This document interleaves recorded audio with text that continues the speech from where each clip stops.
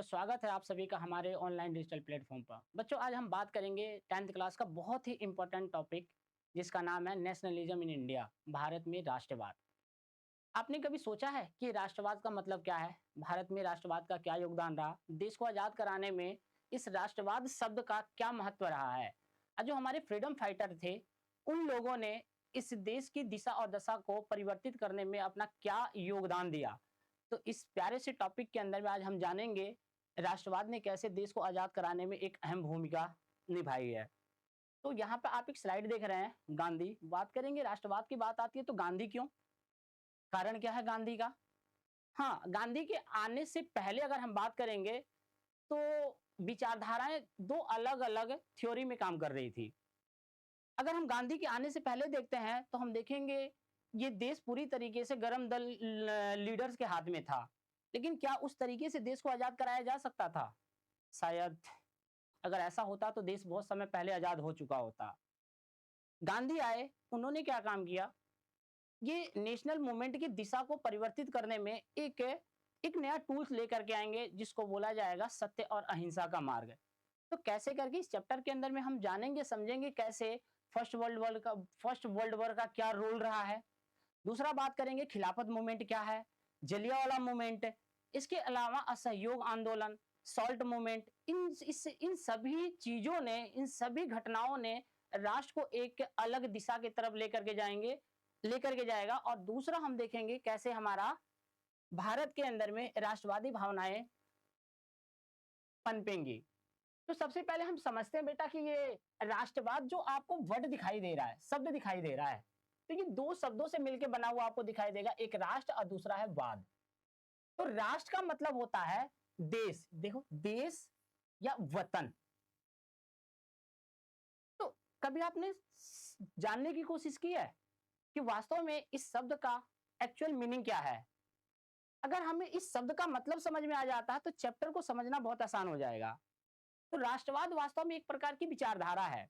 तो इसके अंदर में जैसे आप देख रहे हो, एक जनसमूह जो किसी निश्चित भौगोलिक क्षेत्र का मतलब होता है कोई बाउंड्री, जैसे अपने इंडिया की एक बाउंड्री है, तो उस क्षेत्र में रहने वाले लोगों की एक समान संस्कृति, भाषा, रहन सहन, खान पान होगा।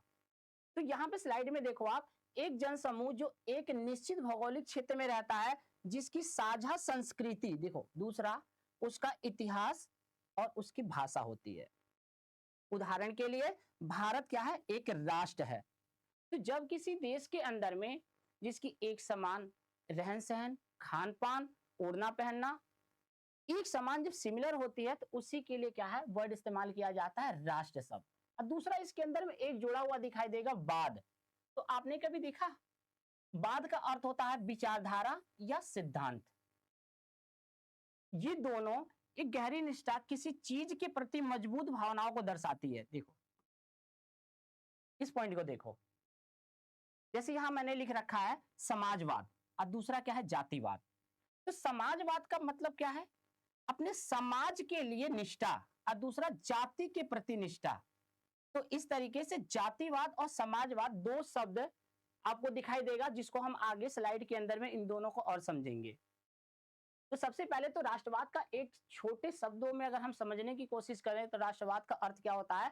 जब हम अपने राष्ट्र को लेकर के मैं की बात को छोड़ करके हम की बात करने लगते हैं। जैसे बोलूं, अगर हम देखते हैं, एक आगे हम स्लाइड के अंदर में बात करते हैं, इसको और बेहतर समझ में आएगा।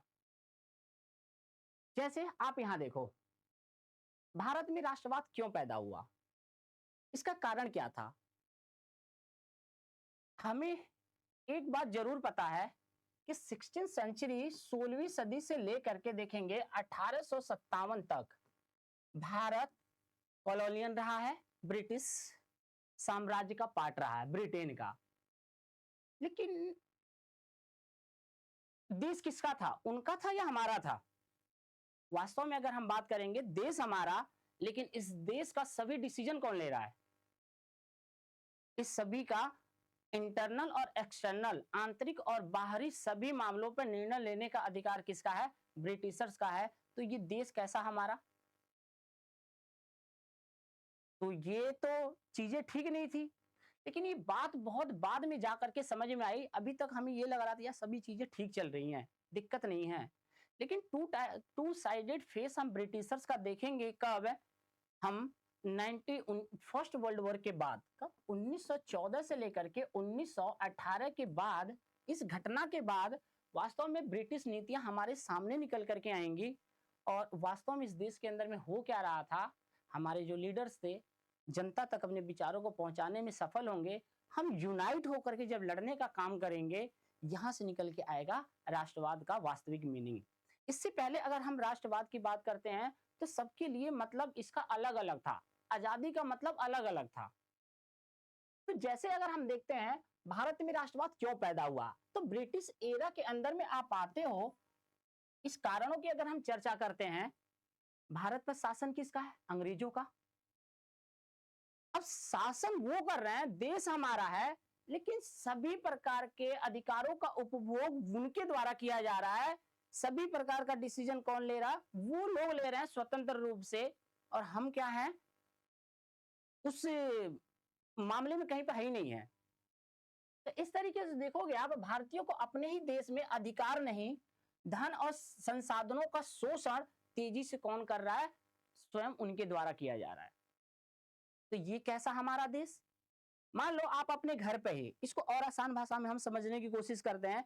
घर आपका, और उसके ऊपर में डिसीजन पड़ोसी ले रहा है या कोई और आकर के ले रहा है। तो क्या वास्तव में ये एक सोवरेन या स्वतंत्र कहना उचित होगा? नहीं। तो इसी आजादी को, स्वतंत्रता को पाने के लिए जो हमने ब्रिटिशर्स के खिलाफ काम किया है, इन सभी गतिविधियों ने राष्ट्रवादी भावनाओं को प्रेरित किया और हमें मोटिवेट किया।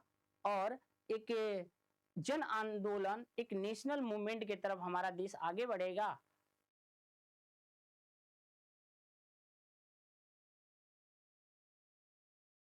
दूसरा देखते हैं, अंग्रेजी शासन में लोगों की समस्याएं क्या थी? समस्याएं, पहला नंबर, देश हमारा, टैक्स हम दे रहे हैं, पर कैसा टैक्स? बहुत ज्यादा टैक्स दिया हमसे लिया जाता था। अच्छा, आज हम जब गवर्नमेंट को टैक्स देते हैं तो उसके बदले गवर्नमेंट हमें क्या करती है? फैसिलिटीज देती है। टैक्स हम पे कर रहे हैं, टैक्स हम दे रहे हैं, लेकिन कैसा भारी, उसके बदले हमें फैसिलिटी क्या मिल रही है? कुछ भी नहीं मिल रहा है। दूसरा, किसानों से जबरन वसूली। तीसरा हम बात करेंगे, मजदूरों को कम मजदूरी, काम करवाया जा रहा है। इसके अलावा भारतीयों के साथ भेदभाव। तो ये जो घटनाएं आप देखोगे, ये किसी एक के साथ नहीं है, ये सभी लोग फेस कर रहे हैं। दूसरा हम देख रहे हैं यहां पर एग्जाम्पल के तौर पर, किसान मेहनत करे लेकिन फायदा अंग्रेज ले जाए, ये क्या था? एक अन्याय था। तो इन सभी समस्याओं ने राष्ट्रवाद की भावना को और ज्यादा मजबूत किया। तो अंग्रेजी शासन के अंदर में ये हमारी समस्याएं, यहां देखते हैं, सभी वर्ग एक जैसा दुख, समस्या, चाहे हम किसान की बात करें तो अभी हमने बात किया, बहुत ज्यादा टैक्स लिया जा रहा है उनसे। मजदूरों के साथ में उनका वाजिब हक नहीं मिल रहा है। तीसरा बात करेंगे, छात्र हैं, पढ़े लिखे लोग हैं, उनके पास भी किसी प्रकार की नौकरी नहीं है, परेशान है, शोषणकारी नीतियों से त्रस्त हैं। इसके अलावा व्यापारी के साथ में अगर हम जाते हैं, आप देखते हैं तो ब्रिटिश एरा के अंदर में, ब्रिटिश एरा में चाहे हम मर्यादवाड़ी व्यवस्था की बात करें, महलबाड़ी व्यवस्था की बात करें, उस व्यवस्था इतनी ज्यादा शोषणकारी व्यवस्थाएं थी, उससे समाज का प्रत्येक वर्ग, प्रत्येक तबका बहुत ज्यादा परेशान है। तो सभी अंग्रेजी शासन से क्या थे? परेशान थे। तो ये कुछ कारण है। अच्छा, अब इस सभी समस्याओं ने क्या काम किया? भारत को यूनाइट होने के लिए प्रेरित किया। तो समस्या आप समझ में आ चुकी है। बेटा हम वही बात कर रहे हैं जो आपकी एनसीईआरटी किताब के अंदर में मेंशन किया गया है। तो ये जितने भी डाटा आपके सामने हैं, आपकी किताब से हैं, तो हम उन्हीं टॉपिक के ऊपर ही चर्चा करेंगे बस। यहाँ क्या है? एकता से राष्ट्रवाद। अब क्या हुआ? जो हमारे फ्रीडम फाइटर हैं, या जितने हमारे, गांधी की बात करें, भगत सिंह की बात करें, सुखदेव की बात करें, ये लोग क्या चाह रहे थे? एक सोवरिंग कंट्री, एक स्वतंत्र चाहते थे जिनके पास स्वयं का क्या हो, अधिकार हो, जो स्वयं डिसीजन ले पाए। अभी तक क्या था, हमारे साथ ऐसा कुछ नहीं था। अब हमें क्या किया जाएगा, यूनाइट करने का काम किया जाएगा। तो जो हमने पीछे समस्याएं देखी है, उन समस्याओं ने हमें क्या किया, यूनाइट करने का काम किया, इकट्ठा करने का काम किया। इस तरीके से एक मजबूत राष्ट्रवादी भावना लेकर के हम अंग्रेजों के खिलाफ इकट्ठा होकर के लड़ेंगे। उसके बाद हम 1947 में अपने देश को आजाद करवाएंगे। तो ये राष्ट्रवाद का ही परिणाम है। जैसे हुआ क्या यहां पर, लोगों ने समझा अकेले नहीं, मिल करके लड़ना होगा। तो ये काम अगर ये लोगों को पहले पता होता, क्योंकि अभी तक लोग क्या थे, हम की बात को छोड़ करके मैं की भावना को लेकर के चलो हमारा तो चल रहा है ना, पड़ोसी जाए कोई दिक्कत नहीं है। क्या ऐसे कभी देश को आजाद कराया जा सकता था? पॉसिबल नहीं था।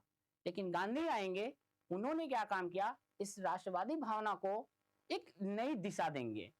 तो ये जितनी घटनाएं आप देखोगे, चाहे हम बात कर दें खिलाफत मूवमेंट की, या हम बात करेंगे फर्स्ट वर्ल्ड वॉर, या हम जलियांवाला मूवमेंट की बात करेंगे, असहयोग मूवमेंट की बात करेंगे, इन सभी मूवमेंट की घटनाओं को आप अगर बारीकी से जाकर के देखोगे, तो उस घटना के अंदर में आम जनता कैसे परेशान है, आम जनता नहीं, समाज का प्रत्येक तबका त्रस्त है।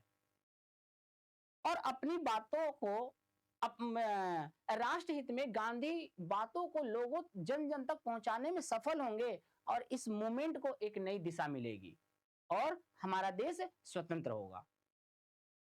तो क्या समझ में आ रहा है, होगा क्या फायदा? उस पूरी की पूरी घटना ने एक बात तो हमारे सामने ला करके रख दिया कि अकेले नहीं होगा, हमें क्या करना होगा, यूनाइट होना पड़ेगा, इकट्ठा होना पड़ेगा, और हमें एक साथ मिलकर के लड़ना पड़ेगा। जब भी जाकर के ये चीजें पॉसिबल होगा, हमारा देश स्वतंत्र होगा। तो जैसे यहाँ पे आप एग्जाम्पल दिखाया गया है, एक लकड़ी है यहाँ, ये देखो टूट गई है, और यहाँ पर क्या है, एक बंडल पूरा है। तो ये क्या मैसेज दे रहा है, एकता में बल है। तो हम सबको क्या करना होगा, एक साथ आकर के काम करना होगा। अन्यथा जो हम सोवरिंग राष्ट्र की बात कर रहे हैं, जो हम अपने अधिकारों की बात कर रहे हैं, ये पॉसिबल नहीं है, ये संभव नहीं है।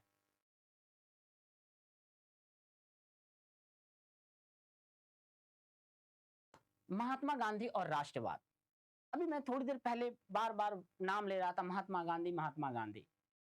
देखते जरा इनका क्या रोल रहा है, इनके आने के बाद में हुआ क्या है वास्तव में। देखो, गांधी का योगदान, इन्होंने अभी तक हम गांधी के आने से पहले क्या देश को आजाद कराने के लिए क्या काम नहीं किया गया, बिल्कुल किया गया। लेकिन उसका आउटकम क्या निकला, उसका परिणाम क्या दिखाई देगा, वो हमारे फ्रीडम फाइटर मारे गए, क्योंकि ताकत का इस्तेमाल किया। तो एक बात का तो अनुभव हो चुका था कि इनके साथ हमें ताकत का नहीं, विवेक का इस्तेमाल करना होगा। हमें यह जानना होगा ये आए किस लिए इस देश के अंदर में है, ये हमारे सह से ही तो रह रहे हैं यहाँ पे। तो क्यों ना हम उन चीजों के ऊपर में प्रहार करें जिसके कारण ये यहां पर बने हुए हैं। तो गांधी सत्य, अहिंसा और बहिष्कार की नीतियों को लेकर के आगे बढ़ेंगे, और एक बहुत बेहतर टूल होगा। इस आधार पर देश निरंतर प्रगति की तरफ जाएगा, और एक नेशनल मूवमेंट को एक नई दिशा मिलेगी। जैसे हम बात करते हैं गांधी ने इस पूरी घटना में, अच्छा एक बात मैं आपको बताता हूं, गांधी भारत आने से पहले साउथ अफ्रीका में थे, दक्षिण अफ्रीका में। 9 जनवरी 1915 को भारत आए। अब भारत आने के बाद में, इससे पहले थोड़ी सी बात करते हैं, 1885 में आईएनसी की स्थापना होती है, इंडियन नेशनल कांग्रेस, भारतीय राष्ट्रीय कांग्रेस। तो काफी लंबे समय तक गरम नरम दल, नरम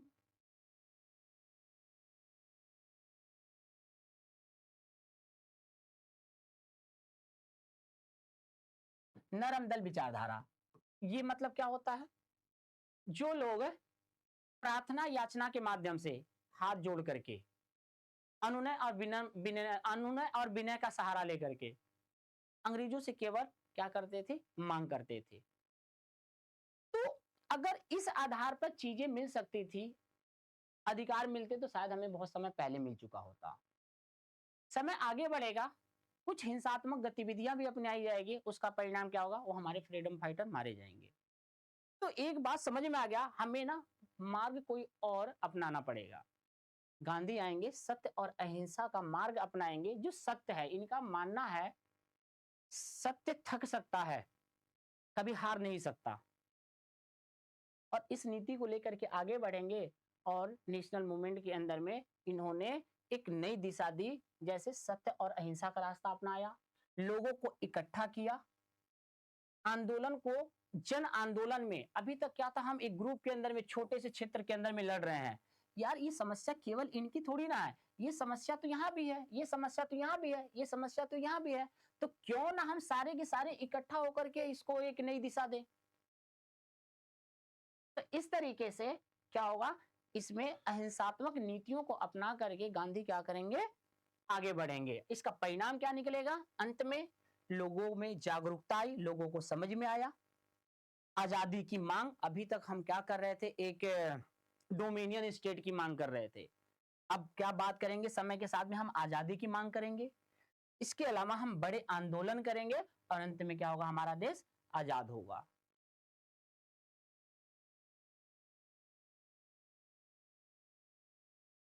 इंपॉर्टेंट पॉइंट बेटा ये है, हमें यहां से जानना है। अभी तक तो हमने देखा क्या है, कारण क्या था, राष्ट्रवाद है क्या, किस तरीके से वो हमारे देश के अंदर में, ब्रिटिश एरा के अंदर में आम लोगों के समक्ष क्या समस्याएं थी, अभी तक हम अनुभव कर रहे थे। लेकिन वास्तव में हम फील कब करेंगे, अति कब होगी, इस वॉर के बाद। आपको पता है कि फर्स्ट वर्ल्ड वॉर के अंदर में जो 1914 से लेकर के 1800, लगभग 21 देश इसके अंदर में, 21 देशों ने इसमें पार्टिसिपेट किया। और इस युद्ध के अंदर में वह देश जो हमारे ऊपर में शासन कर रहा था, ब्रिटेन, ये स्वयं भी लड़ रहा था। अब युद्ध में लड़ने के लिए आर्मी चाहिए, पैसे चाहिए।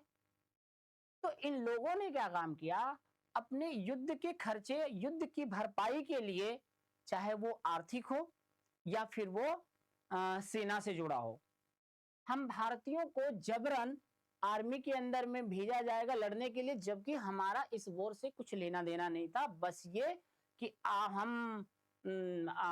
हमारे अधीन हो तो आप जाओगे लड़ने के लिए।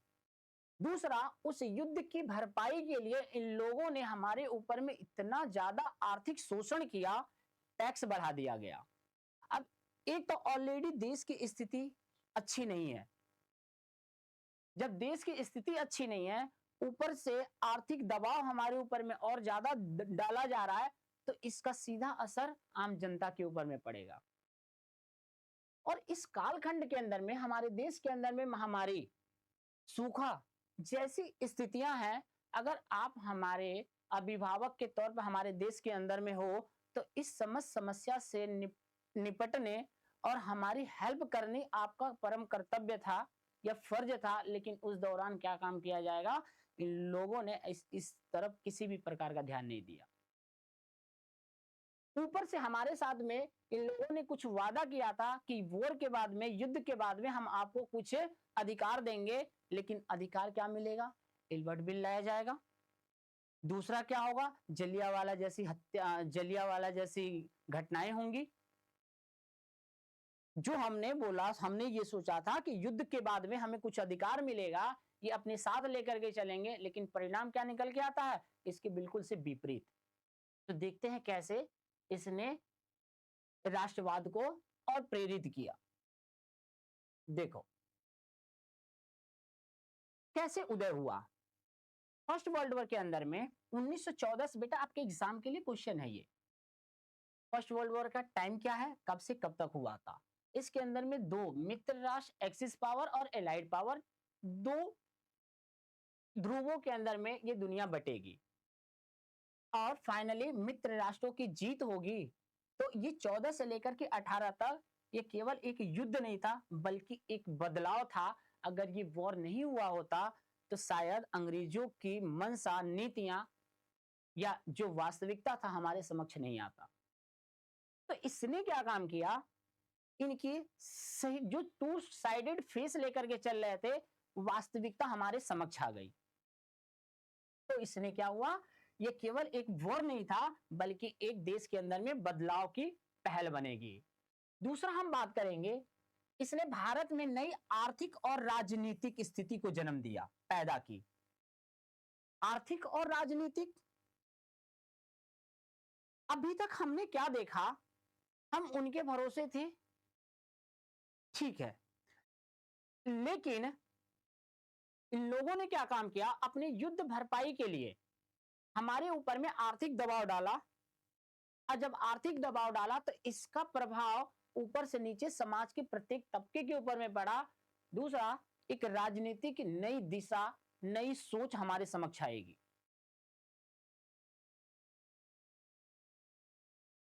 इसका इंपैक्ट क्या होगा, लोगों में अंग्रेजी शासन के प्रति क्या हो गया, असंतोष बढ़ा, क्योंकि पीछे घटनाएं हमने बात किया है कि फर्स्ट वर्ल्ड वॉर का क्या प्रभाव।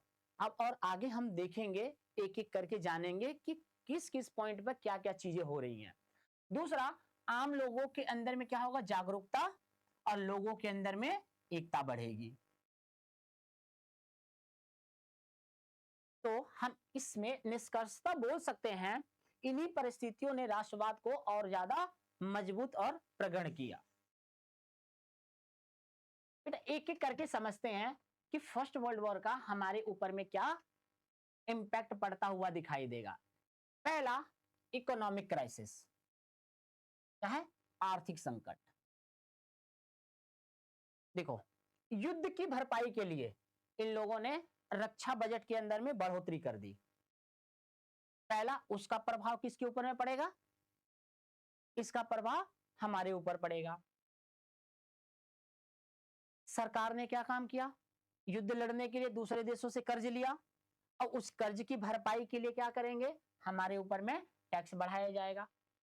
दूसरा क्या था, हमारे ही देश के अंदर में एक राज्य से दूसरे राज्य में जब व्यापार होते थे, राजा किया करते थे, अब क्या कर दिया गया, सीमा शुल्क बढ़ा दिया गया, इनकम टैक्स नया शुरू किया जाएगा, अब इनकम पर भी टैक्स लेने लगे।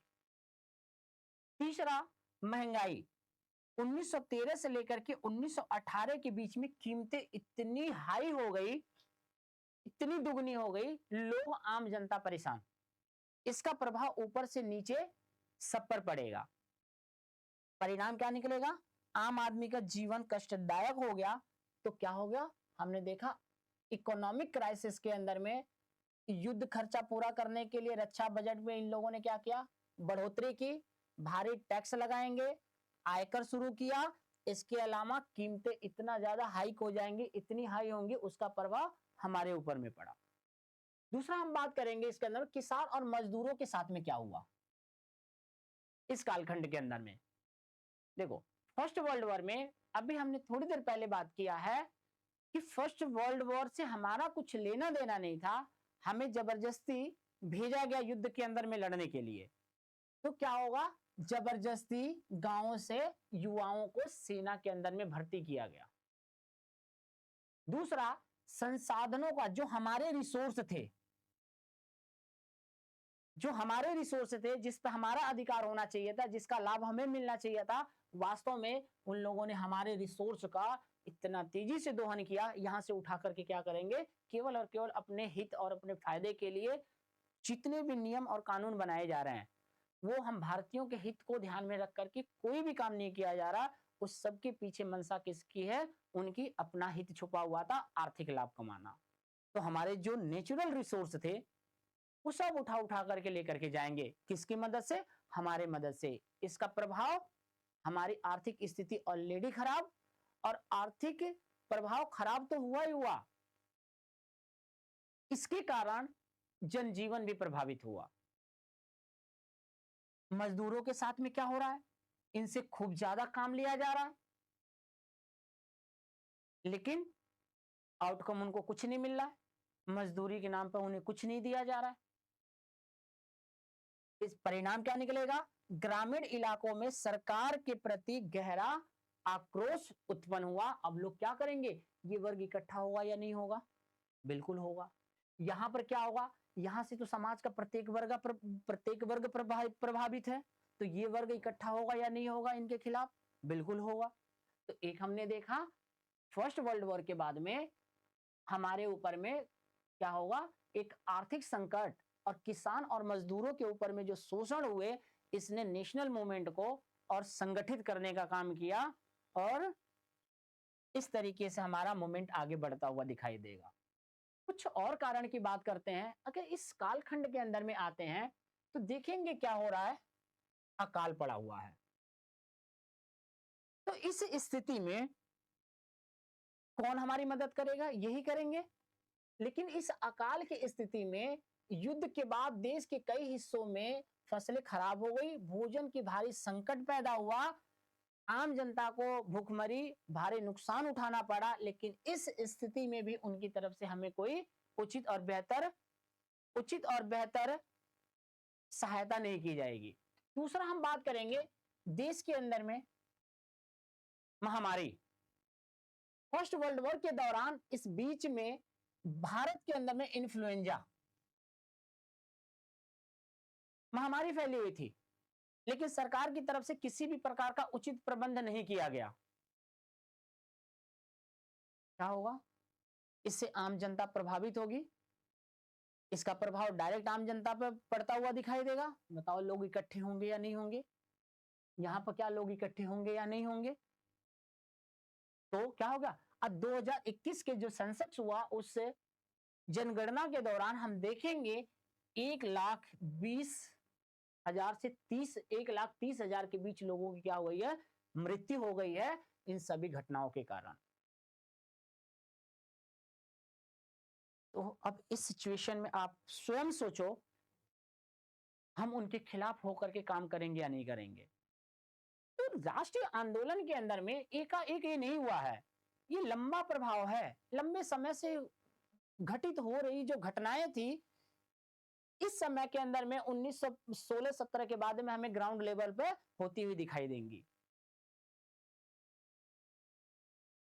लोगों को गांधी बताने में सफल हुए और अपने साथ लाने में, क्योंकि अकेले वो कुछ नहीं कर सकते थे। ये जितने भी हमारे फ्रीडम फाइटर है उनका अकेले नहीं किया जा सकता था। सच क्या है, बगैर हम उसको जाने, बिना उसको हम समझे कैसे एक दिशा दे सकते हैं? तो गांधी ने क्या काम किया, इस सभी घटनाओं को आम लोगों को बताया, समझाया और समझाने में सफल हुए। इस तरीके से हमारा देश आजादी की तरफ आगे बढ़ेगा। इसका आउटकम क्या निकलेगा? अंग्रेजी सरकार जनता की रक्षा और सहायता करने में पूरी तरीके से क्या रही, विफल रही। लोगों में गुस्सा और असंतोष बढ़ा और अंग्रेजी शासन के प्रति अब विश्वास लोगों का समाप्त हो गया। समाप्त होगा, ये सभी घटनाएं क्या करेंगी, असहयोग आंदोलन को जन्म देगी और बहुत सारी घटनाएं भारत के अंदर में घटित होती हुई दिखाई देंगी। होगा क्या? समाज के सभी वर्ग क्या है, परेशान आप लोगों को दिखाई दे रहे हैं।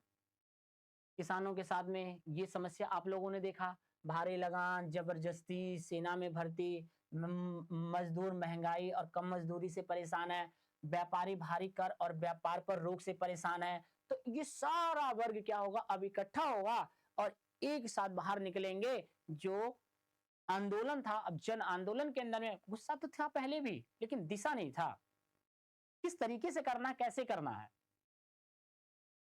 उसका परिणाम क्या होगा, एक बेहतर एक आंदोलन के रूप में हमें दिखाई देगा। सभी लोग परेशान हैं, इसका आउटकम क्या होगा, अलग अलग वर्ग के लोग क्या होंगे, अब एकजुट होंगे, लोगों में राष्ट्रीय एकता की भावना बनी और इसीलिए भारत के अंदर में हुआ जन्म राष्ट्रवाद का। तो बेटा ये राष्ट्रवाद टॉपिक है, एक बहुत भारी भरकम शब्द है, ये छोटा सा शब्द नहीं है।